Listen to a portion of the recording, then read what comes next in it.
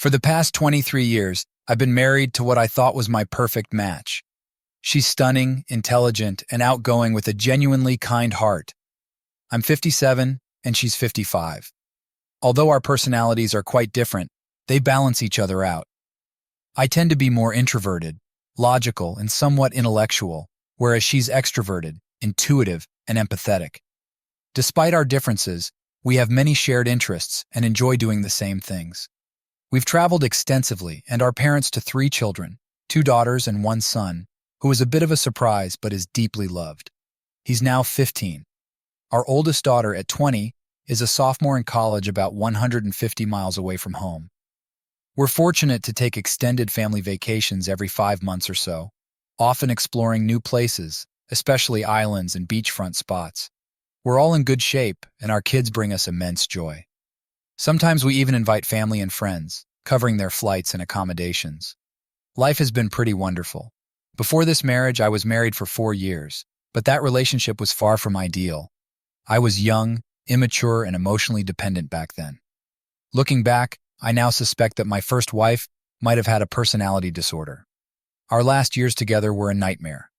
She asked for a divorce for reasons I couldn't understand at the time, but now I realize she may have been involved in an emotional or physical affair. I was completely blindsided, reacted poorly, and was devastated at first. Eventually, I reached a breaking point where I just wanted the pain to end. The divorce was swift but bitter, with financial disputes making it worse. I was relieved when it was over and have no regrets about it. Career-wise, I had a successful run in senior positions with a global company at a young age. However, due to a rare disease that caused hearing loss, I had to leave my career. Financially, we're stable, living off my savings and investments. I've been prudent with my finances, which allows me the freedom to focus on my investments. Still, I miss working with others and leading a professional team to create something substantial. I believed our marriage was solid, evolving from youthful love to a more mature and stable relationship. We have support that allows us to go out together as a couple and as a family whenever we want. My hearing loss has been challenging for us. It's frustrating not being able to join in many group conversations anymore. I miss it and have become more introverted, and working alone doesn't help either. Dealing with my hearing loss has made me seem distant at times, which frustrates both my wife and me. She often has to repeat herself, and I find myself getting annoyed more easily. It's infuriating when my strong cognitive skills are undermined by my inability to hear or participate in group conversations. I've spent weeks, sometimes even months, feeling like a mere spectator. My patience wears thin during long discussions because I tend to miss details. I prefer to get straight to the point and catch everything being said, which might make me come across as abrupt. So why am I here? About 3 months ago, I started having suspicions, and they've been bothering me ever since. I was hasty and anxious, and didn't wait for more concrete evidence before confronting my wife. This suspicion has grown from a quiet doubt into a loud question. Is my wife gaslighting me about an affair? I can't shake the persistent feeling that she's attracted to my son's 21-year-old best friend. It all began around 3 months before August 2019. We were getting ready for a vacation with our 3 kids, and my son was back home from school. It was a trip we had planned a few months earlier. Usually my wife handles the vacation planning because she loves traveling, and I enjoy seeing her excitement build up in the weeks leading to our trips. We've always had an active social life, mostly with a close-knit group of friends, nearly all of whom are married. My wife frequently goes out for dinner with her married friends, either at restaurants or at someone's home, once or twice a week. She tends to fill her schedule to the brim and struggles to turn down invitations. It struck me as unusual when I overheard her on the phone in the kitchen. Instead of coordinating schedules, she was actively trying to convince someone to join us on the trip. Although my hearing was poor, I caught snippets of her saying things like, "It'll be so much fun, just like last time. We can go on a boat ride, walk on the beach, snorkel, and more." It was almost as if she was trying to lure someone in with enticing offers. When she realized I was behind her, she was startled, almost dropping the phone. She clutched her chest as if I had given her a fright, and then quickly tried to act like nothing had happened. I looked at her, puzzled, trying to make sense of what had just happened. She quickly moved into the pantry, then returned to the kitchen, seemingly trying to regain her composure. Out of the blue, She asked me what I wanted for dinner, something she had already asked a few hours before. This struck me as strange. I repeated my dinner choice and then went to join my kids in the living room, where we were watching TV. A few minutes later, we were all gathered at the dining table, having dinner and talking about school, friends, and various topics. That's when my wife brought up that my son's friend, let's call him David, had sent her a text saying he was interested in joining us for our upcoming vacation. This immediately grabbed my son's attention. He clarified that he hadn't mentioned the vacation to David because he planned to invite his girlfriend. However, my son also mentioned that David had texted him recently, expressing a desire to come on the trip. He wanted to confirm with us before responding to David, but he appreciated that my wife had brought it up first. Given that my son had already told us he was bringing his girlfriend, it seemed odd to invite David, especially since my son would likely be focused on his girlfriend during the trip. I also started to doubt the authenticity of my wife's story about the text message. It seemed to me that David might have been the person my wife was trying to persuade on the phone earlier. Yet she was acting as though David had suggested joining the vacation on his own. David is a good kid who became best friends with my son when they were 14, after meeting at a summer camp. His parents are African American and live in a middle-class neighborhood in the inner city. They're hard-working folks, both working in delivery jobs, though I won't go into more detail to keep their privacy. Despite attending different schools, David's parents invested heavily in after-school programs that my son also participated in. David and my son also played basketball together, and David would often come over to our house to play video games. I'd met David's mom a few times when she dropped him off or picked him up from practice. My wife often volunteered to give him rides and seemed quite fond of him. This didn't strike me as odd because David was a well-mannered and bright young man with a promising future. He graduated from high school before my son and went to a different college, so we hadn't seen him much since then.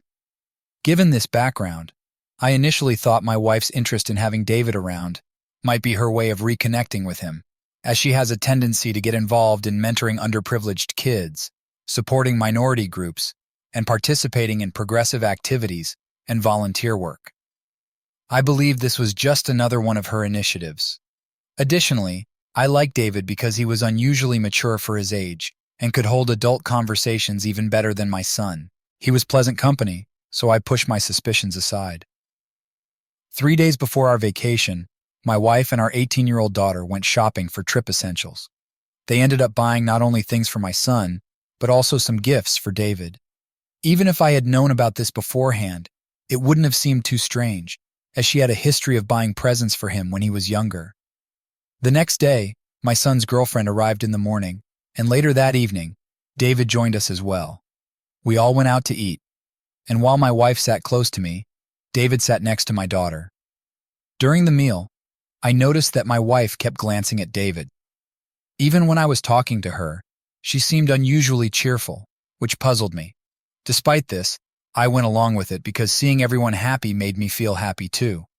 That night, after we got back home, I went straight to bed while my wife stayed up with the kids.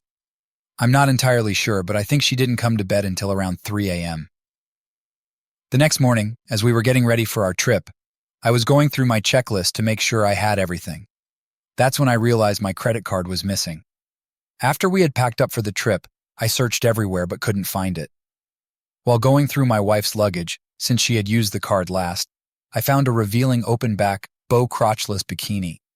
It struck me as inappropriate for someone her age, but I figured she might have bought it as a surprise for me during the vacation.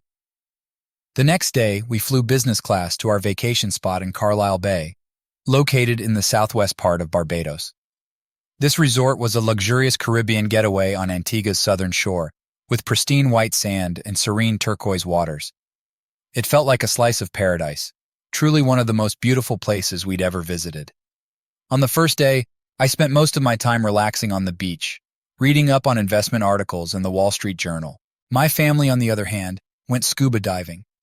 That evening, my wife, my son, his girlfriend, and David headed out to a disco bar, while I went to a restaurant with my daughter. When my wife and the others came back about 3 hours later, I noticed she was a bit tipsy. She woke me up for intimacy, which turned out to be one of the best experiences we'd had in months. I assumed her night out had really sparked something.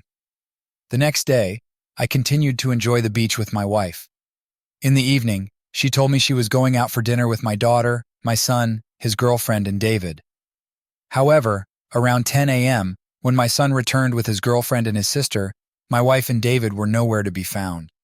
I asked them where my wife was, and they told me she had gone out with David on a local wildlife tour. Later that night, around 1 a.m., I woke up to find my wife missing from the bed.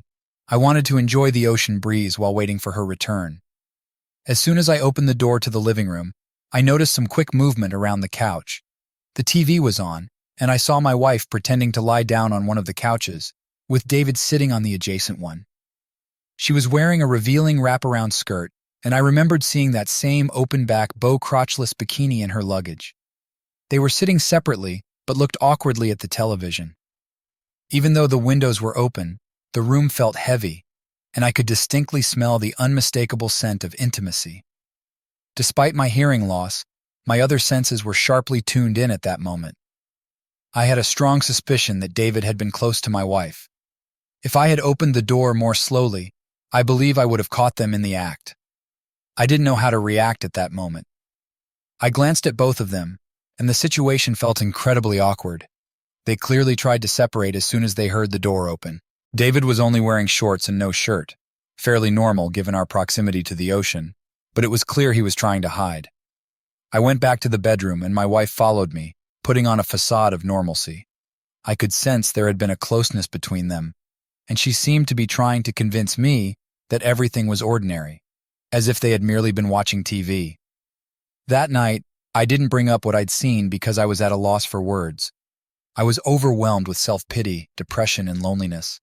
The combination of my hearing loss and the sense of betrayal made me feel as though I was slowly disappearing, as if my wife and family were starting to overlook me. I was deeply humiliated and filled with shame. I had a restless night, and by the next day I knew I had no concrete evidence. Yet everything, from the moment I overheard her persuading David on the phone to the almost incriminating scene I nearly walked in on, seemed to point in the same direction. At that point, I was convinced that my wife was involved in a physical relationship with my son's friend. I didn't have concrete evidence, just a series of troubling clues, but it gnawed at me so much that I felt I had to confront her. That morning, I called her into the room and told her I'd seen her getting close with David. I pressed her to be truthful and asked how long this had been going on. Her reaction was completely out of character and strange. She vehemently denied everything and was deeply offended that I would even suggest such a thing. She resorted to name-calling, labeling me deaf and a jerk. Her defensive tactics seemed to win the argument. I had no solid evidence, and it felt like there was nothing I could do. She even accused me of not just losing my hearing, but also my sanity.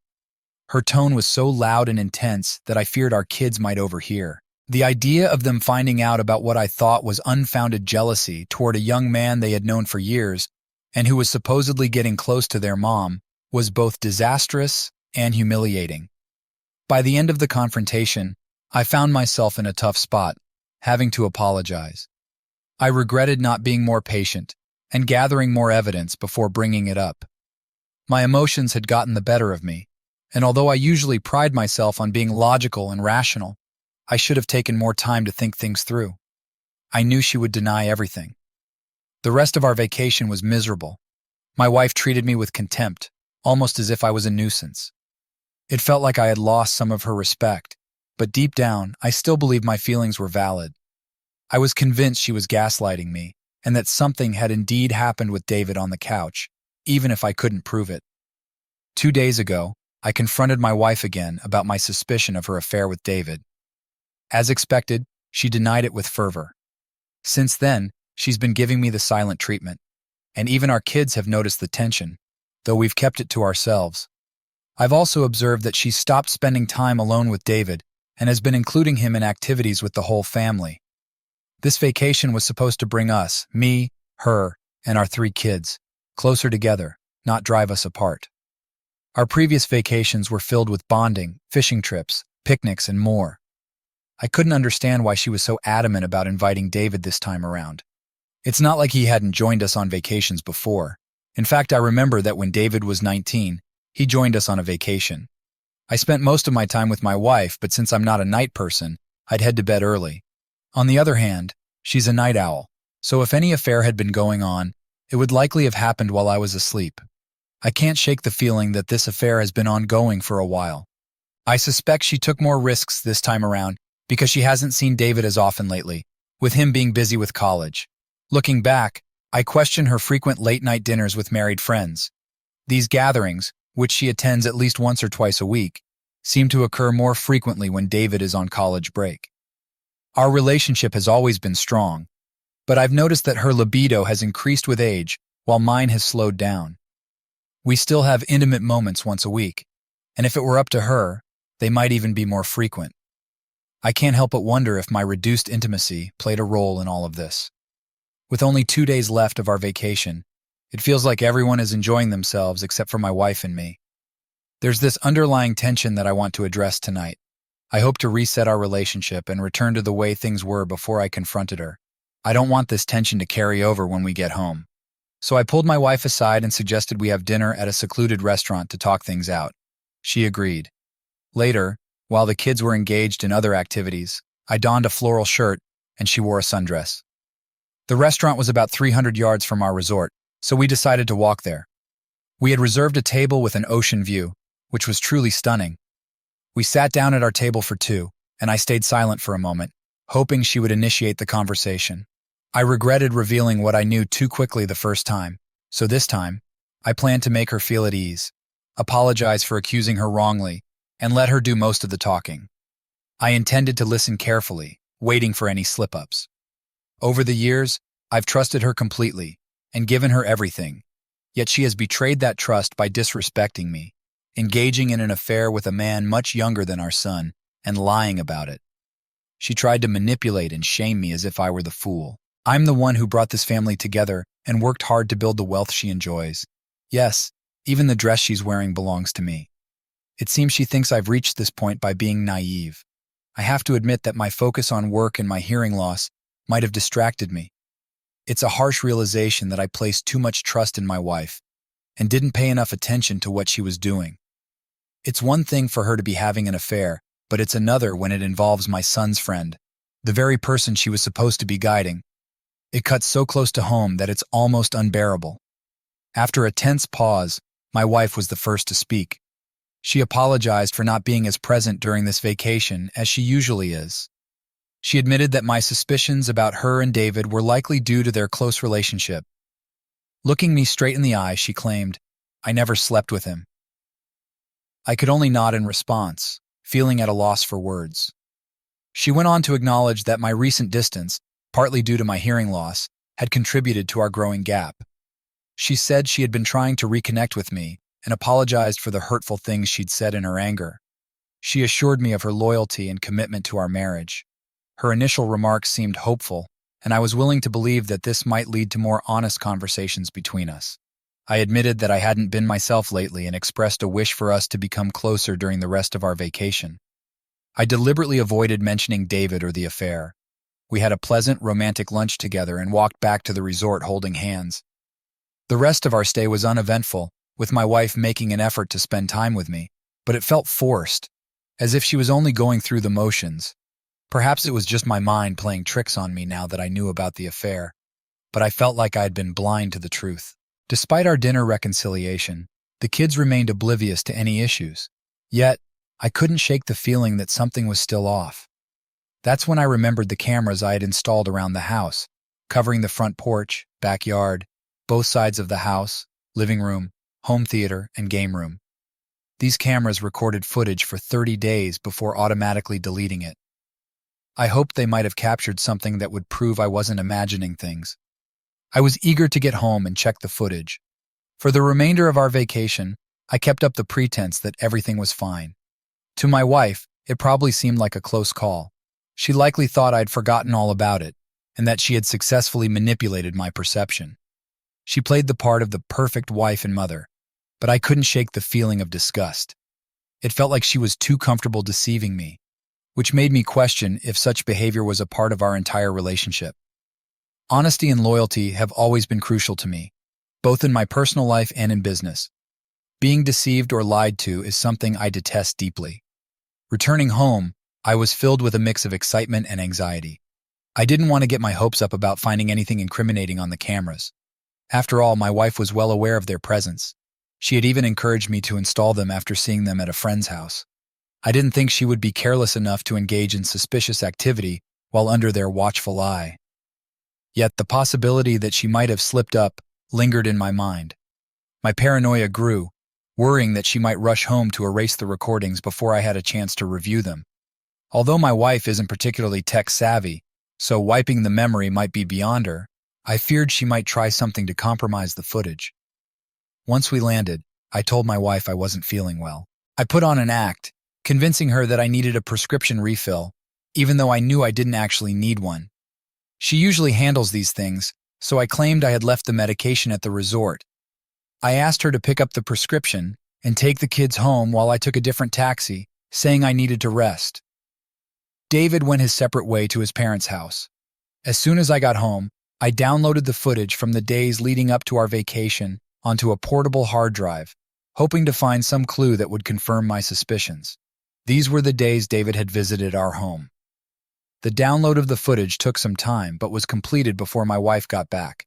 I kept a close eye on her to see if she checked the camera's storage or attempted to tamper with it, but she seemed completely indifferent to its existence.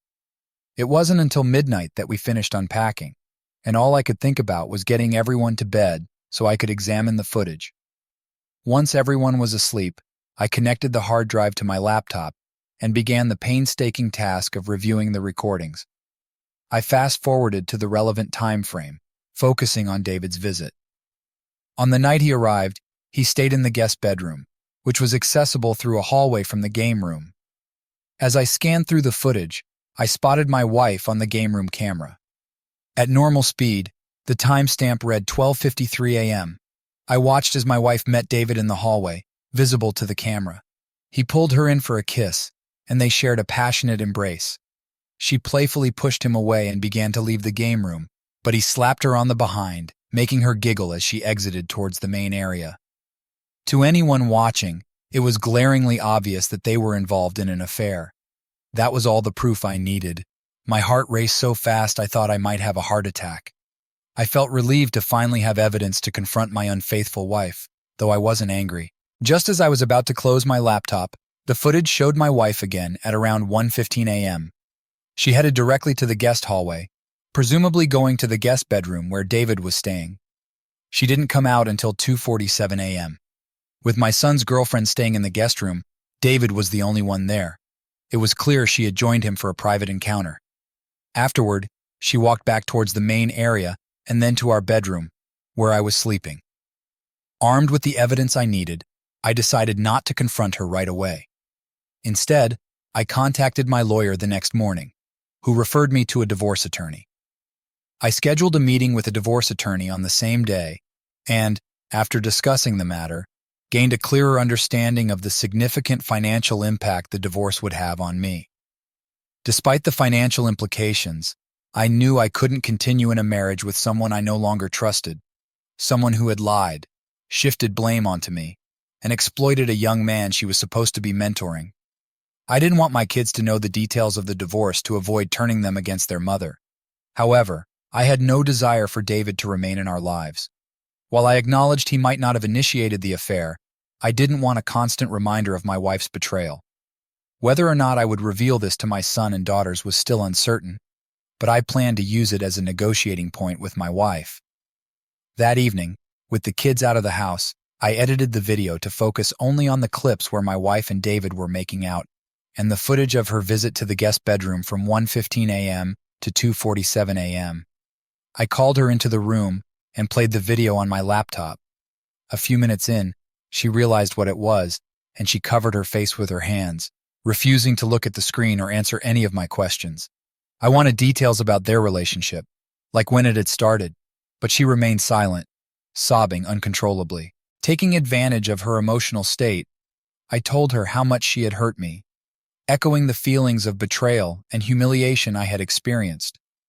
The only time she reacted was when I mentioned the possibility of showing the video to our children.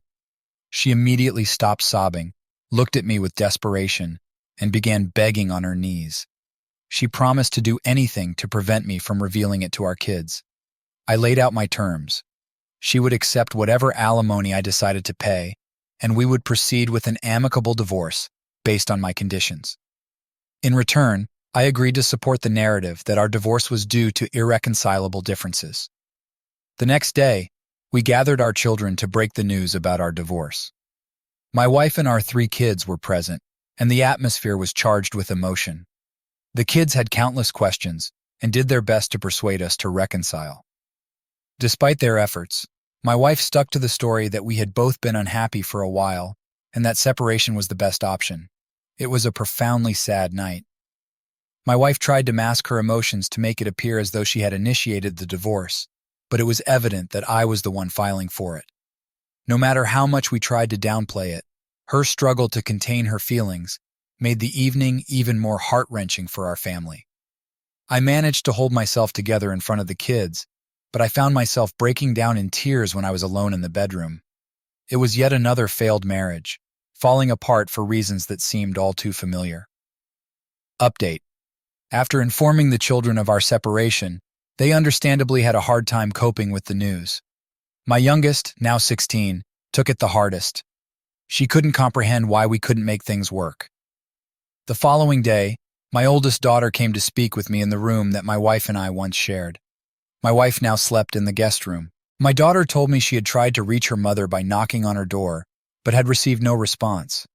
She was confused about how things had deteriorated so quickly, especially since we had seemed happy just a few days ago during the vacation.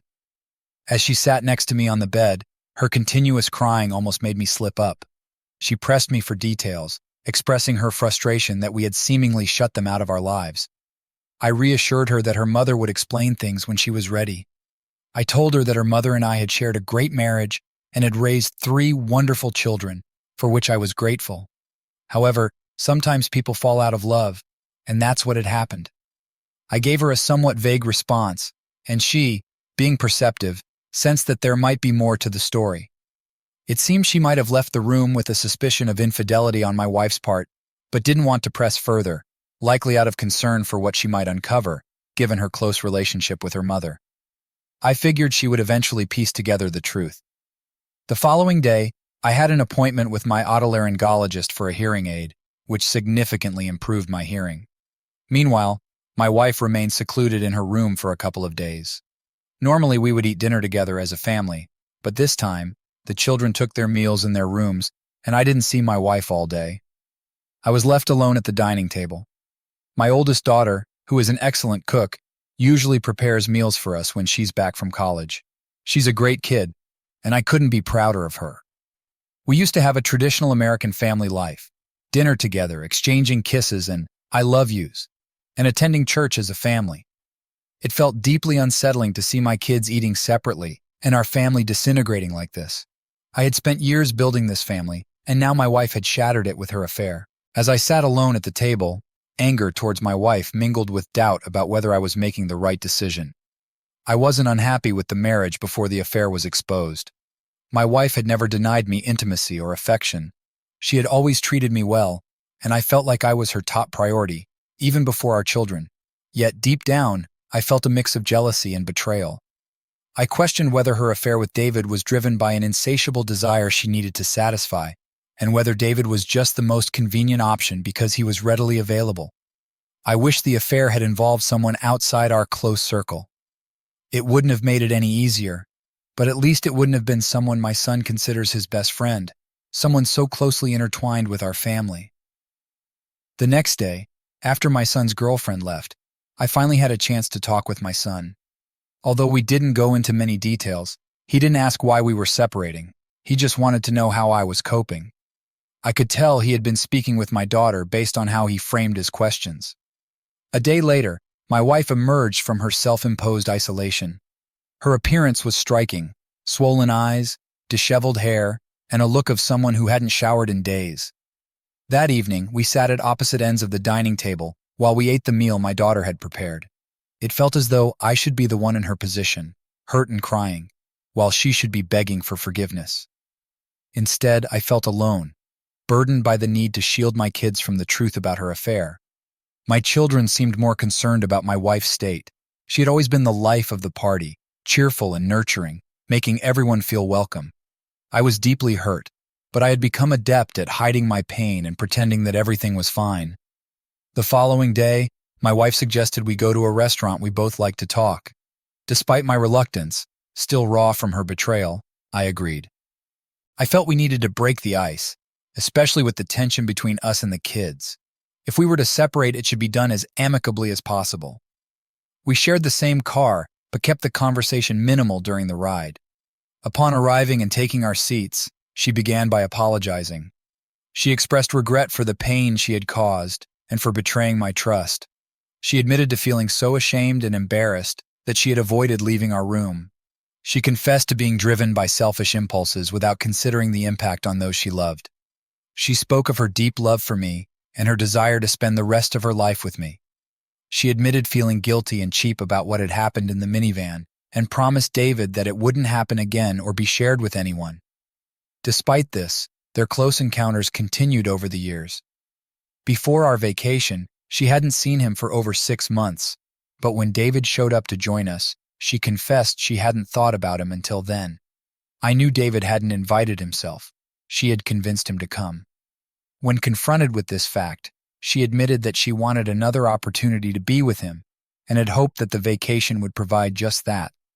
She confessed they had been intimate the day before our vacation, as caught by security cameras, and that their relationship continued during the trip. When I discovered them together, she explained that she cared about him and couldn't resist being physically close to him. Despite this, she insisted that her love for me was still strong and that her relationship with David was purely physical. She suggested that as she's gotten older, her desire for intimacy has significantly increased. According to her, a decrease in intimacy left her constantly unsatisfied and frustrated. Since I no longer desired it as much, she turned to David to fill that gap. She admitted to experiencing sexual frustration for a long time and sought help from a psychotherapist. She was prescribed antidepressants to treat conditions like depression, anxiety, or obsessive-compulsive disorder, which can also help with compulsive sexual behaviors. However, she stopped taking the medication due to concerns about side effects. She claimed that psychotherapy and the use of certain adult toys had provided some relief, but the affair with David persisted. She maintained that David was the only person she had been unfaithful with, and that the treatment and adult toys had helped manage her urges. I found myself wondering if knowing about her struggles sooner might have prompted me to seek male enhancement solutions to better meet her desires. When I questioned her about why she hadn't been more upfront with me, she claimed she had tried to hint at her needs multiple times, though not explicitly.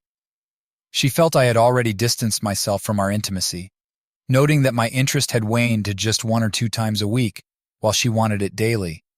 She highlighted the times I had turned her down and how often she had to be the one to initiate. She stressed that she wasn't trying to lay blame on me, but admitted her own sexual desires were unusually high. She wanted to work on herself because she knew I was already dealing with a lot. After our restaurant conversation, my anger subsided somewhat. I began to see her struggles in a new light, realizing she might have had an unhealthy fixation on intimacy. I had always known about her high libido, but I hadn't taken it seriously because she hadn't always been like this. She wasn't being dishonest about trying to communicate her needs, but I'd brushed off her concerns, thinking they were temporary. I knew she had some adult toys, but didn't pay much attention since I was getting what I needed. I started to see that my approach had been somewhat self-centered, and that I should have been more attentive to her needs. I began to suspect she might have been struggling with some form of psychological issue. Understanding her perspective was somewhat relieving, but it didn't erase the wrongs she had committed. I still believed there needed to be consequences for her betrayal. Despite this, I started to question whether divorce was the right path. I felt the need to discuss my feelings with a professional, so I made an appointment with my therapist. He suggested that given the closeness of her affair with David, she should sever all ties with him. I asked my therapist if he thought it was necessary to tell my children about the affair. He said he couldn't accurately gauge their or my wife's mental state. He also mentioned that David might reveal the truth himself, so the key was to manage the narrative carefully. While he didn't have a firm stance on whether to tell them, he suggested that if I chose not to, I should make it clear to my wife that she needed to inform David that the affair was exposed and that he should never contact her or our family again. He recommended a 2 to 3 month probation period to reassess my feelings about divorce. He also suggested individual counseling for both of us, and noted that couples counseling might be useful for her to express herself in a neutral setting. After the session, I was still unsure about my feelings. However, reflecting on my children's well-being, the long-term relationship with my wife, and the happiness we had shared, I decided it was worth giving the probation period a chance. That night, I laid out the conditions to my wife. She needed to cut off all contact with David and cease any communication or meetings with him. I also informed her that we would reveal the affair to our son and oldest daughter, who would then also sever ties with David. I made it clear that if she violated these terms, I would proceed with the divorce. She admitted her mistakes and was willing to do whatever it took to repair our marriage. Although she was apprehensive about how our children would view her, she agreed to avoid disclosing explicit details and to accept the consequences. Following our conversation, the tension in the house began to ease. My children were curious about whether the divorce was still on, but they hadn't directly asked me. Slowly, we returned to having family dinners together, though my wife and I continued to sleep in separate bedrooms. After discussing the plan with my wife about telling our son and daughter, we decided to address the issue that night. Following dinner, we sent our youngest daughter to her room and gathered my son and oldest daughter at the dining table. I started by explaining to them that their mother was the reason behind my initial decision to seek a divorce. However, we were now working toward reconciliation, which required her to confess her actions. It was then my wife's turn to speak. She struggled to find the right words, tears streaming down her face as our children watched, perhaps questioning whether her emotions were genuine or merely a performance to elicit sympathy. She began by expressing her deep disappointment in herself and how she had made a huge mistake by engaging in an inappropriate relationship with David. The room fell silent as I watched my children's reactions. My wife kept her head lowered, avoiding eye contact with both them and me. As soon as she confessed, my daughter's jaw dropped in shock, while my son erupted in anger, hurling expletives before abruptly leaving for his bedroom and slamming the door behind him. I remained seated at the dining table, my daughter 2 chairs away to my right, and my wife directly across from me. My daughter's shock was evident. She stared in disbelief for a moment before loudly whispering, "I knew it! I knew it!" I sat there, my emotions a confusing mix as I tried to process the unfolding drama. My daughter approached me, offering a hug. Despite my internal turmoil, I didn't respond verbally, but she clung to me tightly. Meanwhile, my wife continued to sob openly, and I suspected my daughter was crying too. Witnessing my wife's profound anguish, I felt a deep sense of concern. I had never seen her so distraught. Eventually, she got up and retreated to the guest room, shutting the door behind her. My daughter, seeing me still at the table, asked if I was okay. I assured her that I was. I explained that while I hadn't yet forgiven her mother, I had had time to process the information and understood why it had happened. I also shared that I didn't want to keep them in the dark any longer, which is why I had insisted on revealing the truth that night. That night I went to bed with a clear conscience, believing that starting anew with honesty was better than continuing with lies. The following morning my daughter prepared breakfast for me. My wife stayed locked away in her room, and my son had already left the house. My daughter informed me that he was still upset and planned to move out, as he couldn't bear to be around his mother. Throughout most of the morning I talked with my daughters, especially my oldest, who tried to shift my focus away from my wife's betrayal and infuse some positivity into the day. By afternoon, my wife had still not emerged from her room, which worried my daughter since they had plans to run errands. She knocked on the door persistently for what felt like over 10 minutes, but there was no response. As evening approached and my wife remained in her room, my concern grew. I decided to knock on the door myself. But again, there was no answer. I had hoped that things were improving, but it seemed my wife was struggling more than anticipated. Initially, I thought she might be too ashamed to face the kids, but the situation began to feel increasingly troubling. At dinner that night, she didn't join us, and my son hadn't returned home. I called him, and he told me he was at a friend's house, so it was just me and my 2 daughters for dinner. The next morning, with no word from my wife, I decided something was seriously wrong. With my oldest daughter's help, I forced open the door, but it was bolted from the inside. When we managed to get the door open, We found my wife lying face down under the covers. I noticed some pills and a glass of water near her. Instinctively, I instructed my daughter to call 911. I checked for her pulse, but her body had already begun to change color. My younger daughter started crying and shook my wife, trying desperately to wake her, while my older daughter spoke with emergency services, growing increasingly distressed. It was clear even to an untrained eye that she had been gone for nearly a day. I was paralyzed with shock, torn between tears and anger, overwhelmed by guilt and a profound sense of responsibility.